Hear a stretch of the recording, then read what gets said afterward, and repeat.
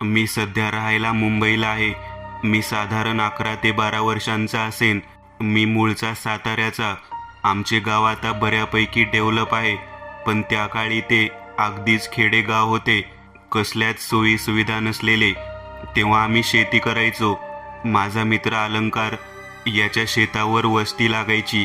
गावात वीज नसायची, त्यामुळे संपूर्ण रात्र गडद अंधारातच घालवावी लागायची. साहजिकच कंदील किंवा दिवा वगैरे असायचा सोबत, पण त्याने कितीसा फरक पडणार. आम्हाला भूतांच्या गोष्टी करायला खूप आवडायच्या, म्हणून मग मित्राची आजी आम्हाला वेगवेगळ्या गोष्टी सांगायची.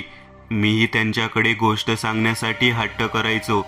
त्या दिवशी मी सहज म्हणून मित्राकडे झोपायला गेलो होतो, तेव्हा आजीने आम्हाला एक विचित्र गोष्ट सांगितली, जी मला अगदी आजपर्यंत लक्षात राहिली. त्यावेळी जाणवलेली भीती अगदी आजही तशीच मनात घर करून आहे. गोष्ट गावातल्याच एका तरुणाची. त्याचं नुकतंच लग्न झालं होतं आणि नोकरीच्या शोधात शहरात आला होता. कसलेही व्यसन नव्हते त्याला. शिक्षण चांगले झाले असल्याने त्याला काही दिवसातच चांगली नोकरी मिळाली. तसे लगेच एक भाड्याचे घर राहायला घेतले आणि आपल्या बायकोलाही शहरात बोलावून घेतले. सगळे काही सुरळीत चालू होते. या सगळ्यात 1.5 ते 2 वर्षे उलटली. त्याची आर्थिक परिस्थितीही आता चांगली झाली होती, पण नंतर मात्र हळूहळू गोष्टी वेगळ्याच वळण घेऊ लागल्या. लग्नाला 2 वर्ष होऊन गेली तरी त्यांना मूल होत नव्हतं. त्यामुळे त्याच्या घरून सतत त्याला आणि त्याच्या बायकोला बोललं जायचं. या एका कारणामुळे तो गावी जाणेही टाळू लागला. तो जिथे नोकरी करत होता तिथल्या वरिष्ठांची बदली झाली आणि एक नवीन व्यक्तीला नेमले गेले. तो व्यक्ती स्वभावाने इतका विचित्र होता की सतत सगळ्यांना बोलत असायचा. काम झाले नाही की सगळ्यांसमोर शिवीगाळ करून अपमान करायचा. इतकेच नाही तर काम पूर्ण करण्यासाठी संपूर्ण रात्र थांबवून घ्यायचा. हा त्याच्या अशा वागण्यामुळे खूप वैतागला होता. त्याच्या स्वभावातही बदल झाला होता. सतत चिडलेला असायचा. घरी आल्यावर रोजच भांडण व्हायचं. त्यामुळे ना कामावर मन शांत असायचं ना घरी गेल्यावर. शेवटी आठवडाभराची सुट्टी टाकून त्याने गावी जायचं ठरवलं, म्हणजे थोडे दिवस का होईना पण यातून सुटका मिळेल. पण गावी गेल्यावरही आई वडिलांचे सुरू झाले, नातवाचे तोंड बघायला मिळेल का आम्ही जिवंत असेपर्यंत, की नशिबात नाही आमच्या. काही प्रयत्न सुरू आहेत का, की अजून फक्त विचारच करताय. असं बोलून सतत हिणवत होते. काही दिवस आराम मिळेल असा विचार करून आला होता, पण इथेही त्याला सतत बोललं जायचं. याच कारणामुळे एके दिवशी घरात खूप कडाक्याचे भांडण झाले आणि विकोपाला गेले. रागारागात तो गावाच्या वेशीवर असलेल्या नदीवर गेला आणि आत्महत्या करून सगळेच कायमचे संपवायचे ठरवले. अशा वेळी नेहमी कोणाशी बोलून मन मोकळं करायचं असतं, पण त्याच्याशी बोलण्यासाठी कोणीही नव्हतं. मन घट्ट केले आणि नदीत उडी घेणार तितक्यात मागून आवाज आला, थांब. काय झालंय? एका अनपेक्षित आवाजाने तो थांबला. त्याने बाजूला वळून पाहिले. एक साठी ओलांडलेला माणूस उभा होता. पेहराव काहीसा वेगळा होता. भस्माने माखलेले शरीर, केसांच्या लांब जटा, जणू एखादा अघोरी असावा. तो व्यक्ती म्हणाला, जीव देऊन काय मिळणार आहे? तो एकदम शहारला. आपण काय करत आहोत हे याने कसे ओळखले असा विचार करून झटकन मागे झाला. त्याने एक एक करत सगळ्या समस्या त्याच्या समोर सांगून टाकल्या. त्यावर तो अघोरी म्हणाला, माझ्याकडे एक उपाय आहे, पण तो सरळ नाही. माझा पेहराव पाहून तुला कळले असेल की मी साधासुधा व्यक्ती नाही. मी एक अघोरी आहे. स्मशानात वेगवेगळ्या प्रकारच्या विधी करून मी काही सिद्धी प्राप्त केल्या आहेत. माझा एकही उपाय आजवर वाया गेला नाही. कसलाही विचार न करता त्याने सगळ्या समस्यांवर उपाय काय आहे हे विचारले. त्या अघोरीने त्याचा हात धरला आणि वेशीवर असलेल्या एका स्मशानात घेऊन गेला. तिथे पसरलेल्या राखेत आपल्या जवळच्या लाकडाच्या काठीने एक चौकोन आखला आणि त्यात बसायला सांगितले. त्याच्या झोळीतून काही सामान काढून समोर ठेवले आणि मंत्रोच्चार सुरू केला. तो तरुण हा सगळा प्रकार अचंबित होऊन पाहतच राहिला. त्याने झोळीतून एक काचेची बाटली काढली ज्यात दुधासारखे दिसणारे द्रव्य होते. तो आघोरी म्हणाला, ही बाटली सांभाळून ठेव. 2 किंवा 3 वर्षांच्या मेलेल्या मुलाचा देह शोधून तुला हे पाजावे लागेल. त्यानंतर तो दर अमावास्येला तुझ्याकडे येईल. तेव्हा तुला त्याला यातले दूध पाजावे लागेल.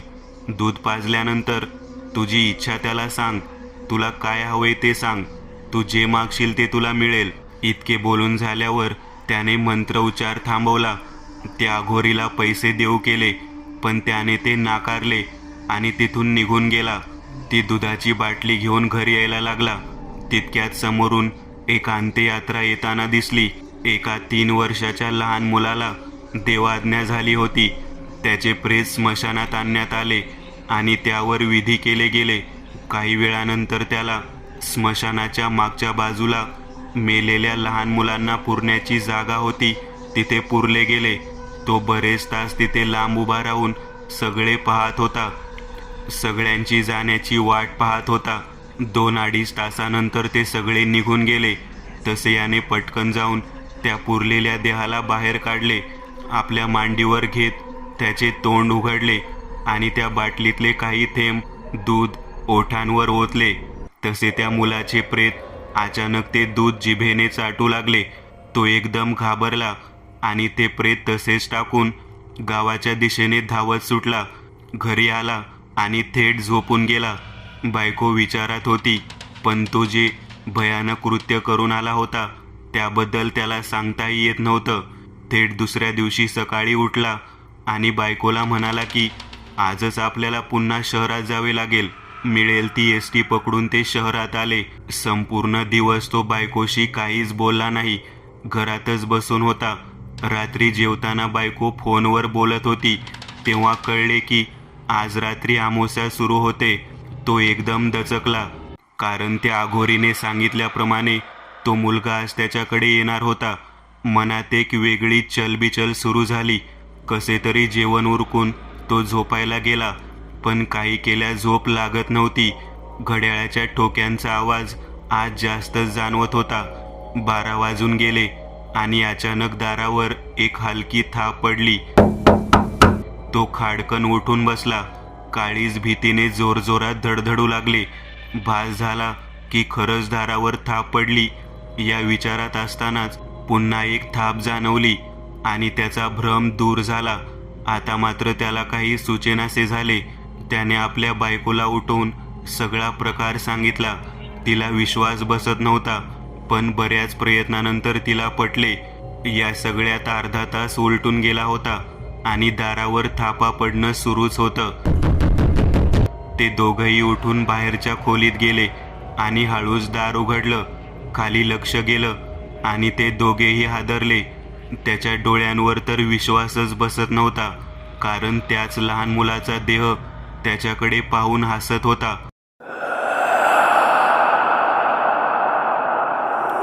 त्याचे डोळे बंद होते, पण जणू तो सगळं काही पाहू शकत होता. तो मुलगा आशेने त्याच्याकडे पाहू लागला. पटकन त्याने आपल्या खिशातून ती दुधाची बाटली काढली आणि काही थेंब त्याच्या ओठांवर टाकले. जिभेने आत ओढत त्याने एक स्मित हास्य केलं. तसे पटकन त्याने सांगायला सुरुवात केली, मी जिथे नोकरी करतो तिथे मला खूप त्रास होतो. माझे वरिष्ठ मला खूप त्रास देतात. काम करूनही खूप अपमान सहन करावा लागतो. तू कर काहीतरी. त्याने पुन्हा एकदा स्मित हास्य केलं आणि निघून गेला. दुसऱ्या दिवशी सकाळी तो उठला आणि कामावर गेला. गेल्या गेल्या त्याला बातमी कळली की आज सकाळी त्यांच्या वरिष्ठांचा अपघातात मृत्यू झाला. काय करावं काही सुचत नव्हतं. काल रात्रीचा प्रसंग आणि आता सकाळी ही बातमी. तो अस्वस्थ झाला. तो दिवस जेमतेम कसा तरी काढला. घरी आला. काहीच बोलण्याच्या मनस्थितीत नव्हता, कारण राहून राहून मन खात होतं. आपण कोणाच्या तरी मृत्यूला जबाबदार आहोत यासाठी. 2 ते 3 दिवस असेच गेले. या सगळ्यात त्याचे प्रमोशन झाले आणि हळूहळू त्याला या गोष्टीचा विसर पडला. आता तो फक्त अमावस्येची प्रत्येक वेळी काहीतरी वेगळं मागायचा आणि या ना त्या कारणाने त्याला मिळायचे. एकदा तर तो गावी आला आणि घरी सगळा प्रकार सांगितला. त्यामुळेच्या सगळ्या गोष्टी शेजारी आणि गावातल्या लोकांना कळल्या. या सगळ्यात तो हे विसरून गेला होता की त्या बाटलीमधले मंतरलेले दूध संपल्यावर पण नियतीच्या मनात काहीतरी भयंकर लिहून ठेवले होते. एका अमावस्येच्या रात्री त्या मुलाच्या प्रेताला दूध पाजत असताना त्याच्या हातातून बाटली सटकली आणि खाली पडून फुटली. ते प्रेत खाली सांडलेले दूध चाटू लागले. तसे घाबरून दरवाजा त्याने बंद केला.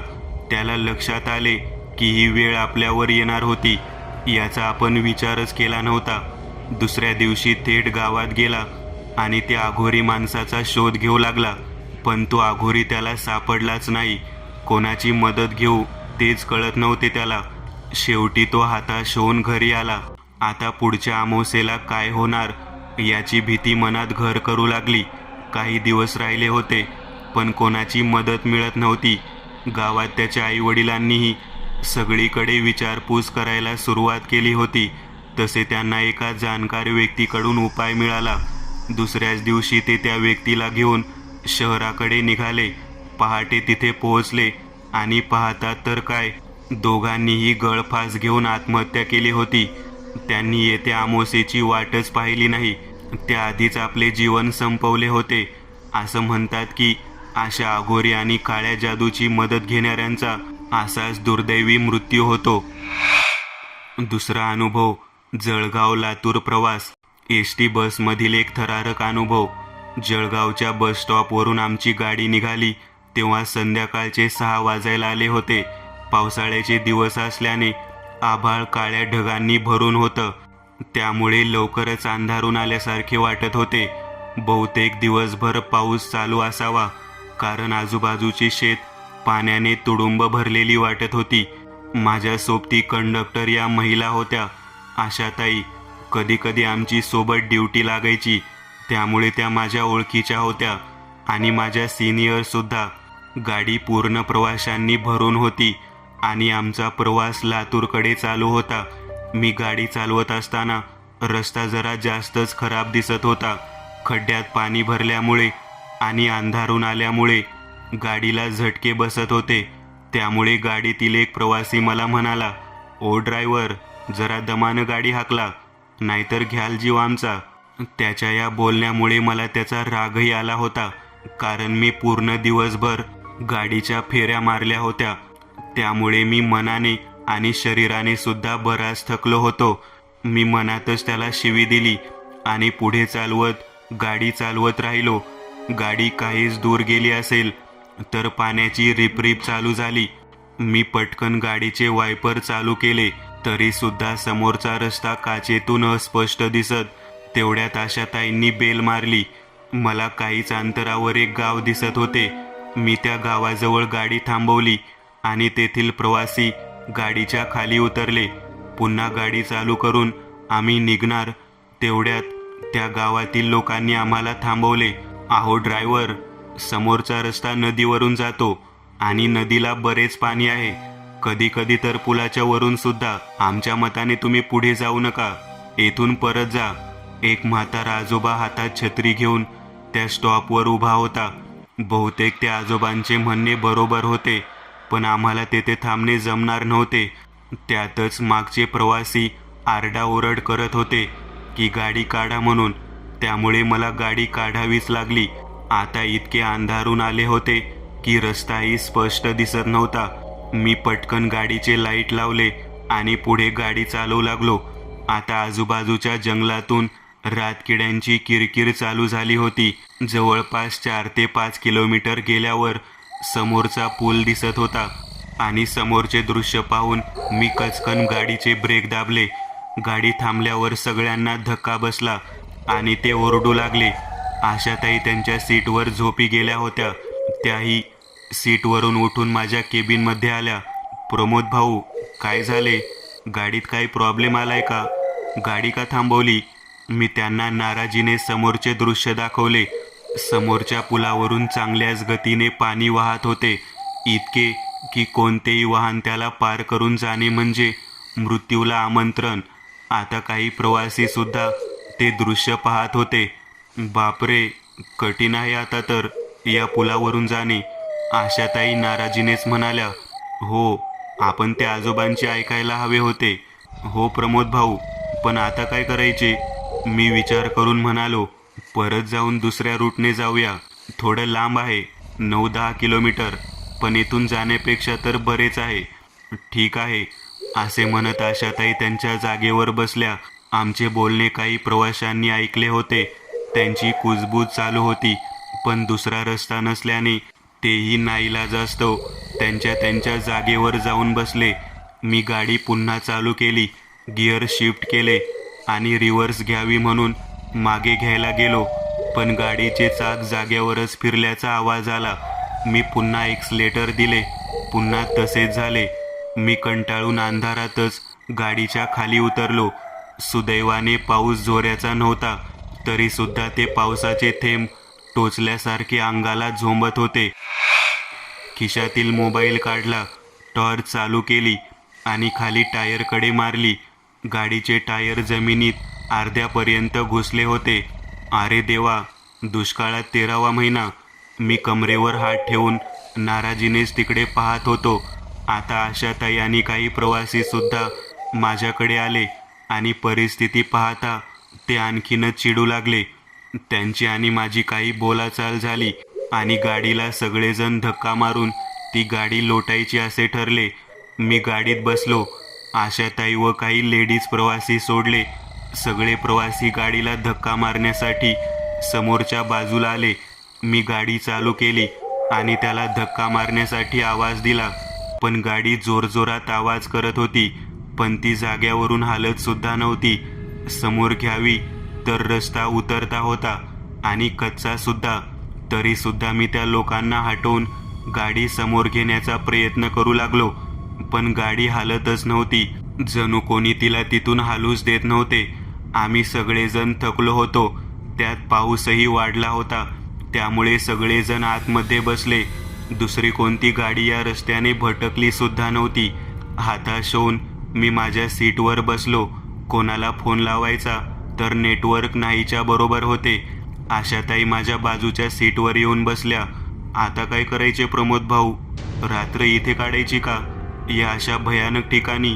आशाताई, आपल्याकडे दुसरा पर्याय तरी आहे का? मागील गाव 5-6 किलोमीटरवर आहे आणि पुढचे गाव 9-10 किलोमीटर. कोणाला फोन लावायचा तर मोबाईलमध्ये नेटवर्क नाही. मी सगळ्या प्रवाशांना परिस्थिती समजावून सांगितली आणि परत माझ्या सीटवर येऊन बसलो. आता सगळे प्रवासी आणि आशाताई झोपी गेल्या होत्या. मी समोरच्याच ड्रायव्हर केबिनमध्ये बसून होतो. गाडीतील मागचे लाईट बंद होती. समोरच्या केबिनमधला फक्त एक लाईट चालू होता. गाडीची काच बंद होती, पण थंडावा आतमध्ये जाणवत होता. मी माझा पांढरा शेला डोक्याभोवती गुंडाळला आणि खिशातली तंबाखू आणि चुन्याची पुडी काढून तंबाखू हातावर घेत घोटू लागलो. वातावरण इतके शांत झाले होते की बाहेरचा कसलाही आवाज मला स्पष्ट ऐकू येत होता. अगदी पुलावरून वाहणाऱ्या त्या खळखळ पाण्याचा सुद्धा. त्या आजोबांचे बोलणे ऐकले असते तर ही वेळ आलीच नसती, याचा मनोमन खेद मला होत होता. मी पाय लांब करून थोडे डोळे लावले. कानावर काही वेळ किरकिर आवाज येत राहिला. मग माझा डोळा लागला. झोपेत वेळेचे भान राहत नाही. मला निसर्गाची हाक आली आणि आपसुकच माझी झोप मोड होत गेली. मी हलकेच माझे डोळे उघडले आणि उठून बसलो आणि जसे मी समोरच्या बाजूने पाहिले तेव्हा काचेला तोंड लावून कोणीतरी माझ्याचकडे पाहत होते. मी घाबरलो आणि जोरात किंचाळलो आणि त्या खिडकीपासून दूर झालो. तिथपर्यंत तो चेहरा तेथून गायब झाला. अगदी पांढराफट चेहरा होता, काळ्या खोल डोळ्याचा. मला वाटले माझ्या या ओरडण्याने प्रवासी किंवा आशाताई जाग्या होतील, पण एकही जण माझ्या बाजूने आले नाही. मला जरा विचित्र वाटले. मी सावरत उठलो आणि मागच्या बाजूने आलो आणि काय आश्चर्य, बसमधील सगळ्या सीट रिकाम्या होत्या. अंधार जरी असला तरी थोडंफार मला दिसत होतं. तरीही गोंधळल्या स्थितीत मी गाडीतील मागची लाईट चालू केली. आपला संशय खोटा ठरावा म्हणून पण नाही, सीट रिकाम्याच होत्या. अरे हे प्रवासी, आशाताई गेल्यात कुठे, तेही अंधारात, अशा भयंकर ठिकाणी? माझे मलाच नवल वाटत होते. आपल्याला हे काय दिसत आहे म्हणून. आता खरी भीती मला वाटत होती. तो काही वेळापूर्वी दिसलेला चेहरा कुणाचा होता जो मला काचातून निहाळत होता.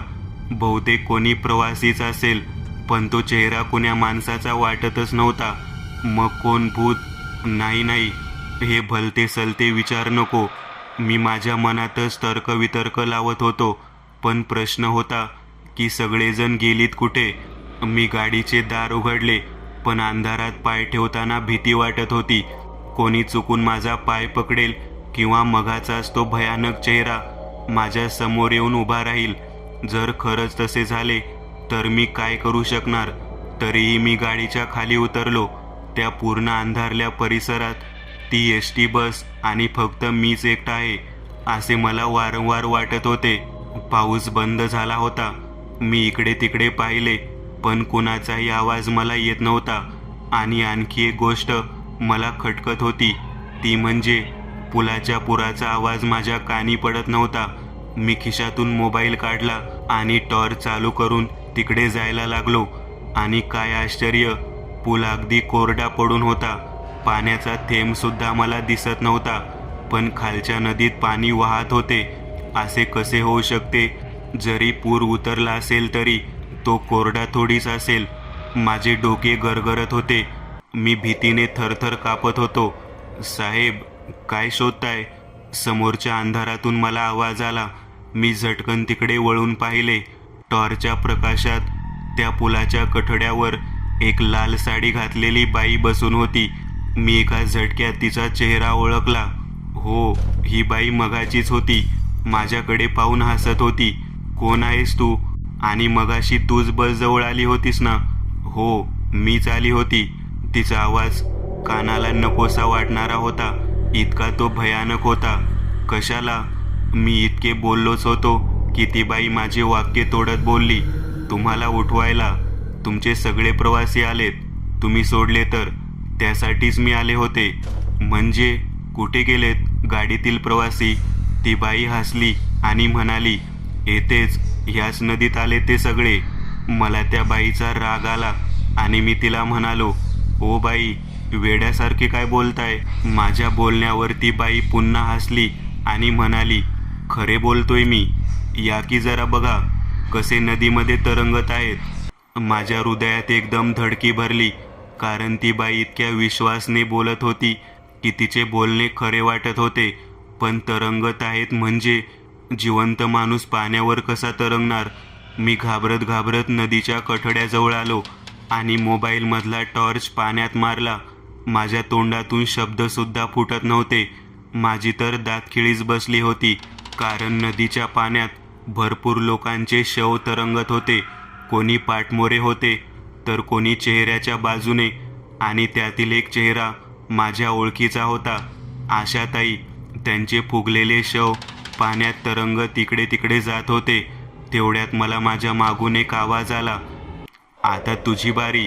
ती बाई माझ्या मागे उभी होती. मी काही करायच्या आत मला तिने जोरात धक्का दिला. तो धक्का इतका जोरदार होता की त्या उंच कठड्यावरून सुद्धा मी अलगद नदीच्या दिशेने फेकल्या गेलो. माझ्या तोंडातून एक जोरदार किंकाळी निघाली आणि मी पाण्यात पडलो. नाकातोंडात पाणी शिरत होतं. ती मेलेली शव मला खेटून जात होती.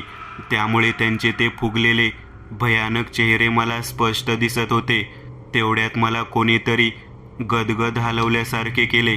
मी झटकन डोळे उघडले. मी माझ्या सीटवरच झोपून होतो. समोर काही प्रवासी आणि आशाताई मला घाबरल्या स्थितीत पाहत होते. मी सीटवर उठून बसलो. भीतीमुळे घामाने ओलाचिंब झालो होतो. म्हणजे मला ते पडलेले स्वप्न होते. काय हो प्रमोद भाऊ, काय झाले? काय झाले तुम्हाला? इतके घाबरले का होते? काही वाईट स्वप्न पाहिले का? आशाताई म्हणाल्या. मला वाटले मी जर यांना काही दिसले ते सांगितले तर यांचे भीतीने काय हाल होतील. त्यामुळे मी त्यांना सांगितले नाही. नाही, काही नाही, स्वप्न होतं फक्त. मी त्यांना एवढेच म्हणालो. मला वाटतं आपण येथे थांबायला नको. ही जागा काही मला व्यवस्थित वाटत नाहीये. हो, पण गाडी अडकली आहे ना आपली, कसं जाणार? आशाताई म्हणाल्या. एक वेळ पुन्हा प्रयत्न करूया. मला वाटलं प्रवासी मला ओरडतील, पण त्यांनीही दुजोरा दिला आणि म्हणाले, होय ड्रायव्हर, तसे इथे काही झोपसुद्धा येत नाहीये. कधीपासून पाहतोय, कसले तरी भयानक भास होत आहेत. सतत वाटतं की गाडीच्या आजूबाजूने कोणीतरी चालत आहे. ठीक आहे, मी गाडी चालू करतो, तुम्ही समोरून धक्का द्या. बरेच प्रवासी गाडीला धक्का देण्यासाठी खाली उतरले आणि मी गाडी चालू करायच्या आधी स्वामींचा तारक मंत्र चालू केला, जो मी मोबाईलमध्ये डाउनलोड करून ठेवला होता. अंगात एक सकारात्मकता पसरली आणि मी गाडी चालू करून मागे घेऊ लागलो. 1-2 वेळ गाडीने आवाज केला आणि एका झटक्यात गाडी त्यातून बाहेर आली. मी गाडी रिव्हर्स घेऊन हळूहळू टर्न केली. सगळे प्रवासी गाडीमध्ये बसले. मी गाडी पुढे घेतली, पण जाताना मी खिडकीच्या बाहेरच्या आरशात नजर टाकली, तेव्हा खरंच अंधारात त्या पुलाच्या जवळ कोणीतरी उभं होतं. पण आता मनात भीतीच येत नव्हती. 1 तासाच्या प्रवासानंतर आमची गाडी दुसऱ्या रस्त्याला लागली आणि आमचा प्रवास आता या रस्त्याने चालू झाला. मी एकदा शेतात काम करत असताना आलेला अनुभव. तर झालं असं की मी एकदा शेतात काम करत होती. दुपारची वेळ होती आणि मला पैंजणाचा आवाज यायला लागला. मी विचार केला की मी एकटी असताना आवाज कुठून येत असेल आणि परत तोच आवाज येऊ लागला. तर मी विहिरीजवळ गेले, तेव्हा मला एक बाई मोकळे केस सोडून बसलेली दिसली. तिचे पायापर्यंत केस, लाल साडी आणि कपाळावर खूप मोठं कुंकू. ती माझ्याकडे यायला लागली. तेवढ्यात कुठल्या तरी आवाजाने ती गायब झाली. मी घरी जाऊन तो किस्सा घरी सांगितला, तेव्हा घरचे म्हणाले, त्या बाईचा नवरा खूप दारू प्यायचा आणि मारझोड करी. तेव्हा वैतागून त्या बाईने आत्महत्या केली होती त्या विहिरीत. आणि आईने मला अंगारा लावला आणि मला नंतर काहीच त्रास झाला नाही. मित्रांनो, आज पुरतं एवढंच. तुम्हाला जर काही गोष्ट आवडली असेल तर नक्की लाईक करा. तुमच्यापैकी बरेचसे जण व्हिडिओ लाईक न करताच पळून जातात, पण हा जर व्हिडिओ तुम्ही लाईक केला तर मला जरा बरं वाटेल आणि असेच भारी भारी व्हिडिओ बनवायची माझ्यात एनर्जी येईल. त्यामुळे नक्की लाईक करा. आणि अजूनही कोणी या चॅनलला सबस्क्राईब केलेलं नसाल तर लगेच सबस्क्राईब करून टाका. आणि बाजूची घंटी ती मात्र दाबायला विसरू नका. देवाची घंटी आहे ती. चला तर मग पुन्हा भेटूया अशीच एक आगळी वेगळी गोष्ट घेऊन पुढच्या